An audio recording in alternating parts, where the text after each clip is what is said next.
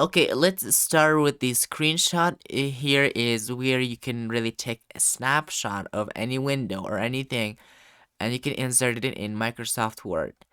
So here's how you can do it. So you click on it, and then you bring a particular part and you draw it, and you select it with mouse, and then the picture will be inserted in Microsoft Word.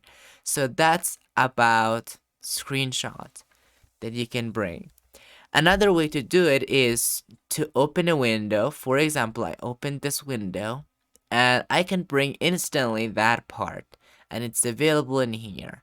So I can click, and you can see right now that window is really inserted in Microsoft Word. So that's screenshot. So that's a screenshot. Another way to do it in Microsoft Word is to use a snipping tool or shortcut WinKey with Shift and S that I use most of the time in order to teach you some part of Microsoft Word or even Microsoft Windows.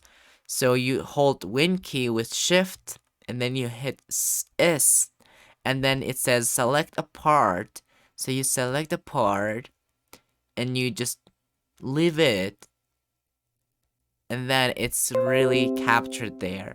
So then you can paste it, Control V, and then that part is really inserted as a picture in your computer. So it's about Microsoft Word. You could do it. You could do like this, but that was about Windows. Now, if you want a screenshot only from Microsoft Word, from Word, so you open an extra Word and you come in here and then you go to screen clipping and you capture a particular part you wanted in a snipping tool. So that's very easy. So that's about the screenshot and screen clipping of Microsoft Word.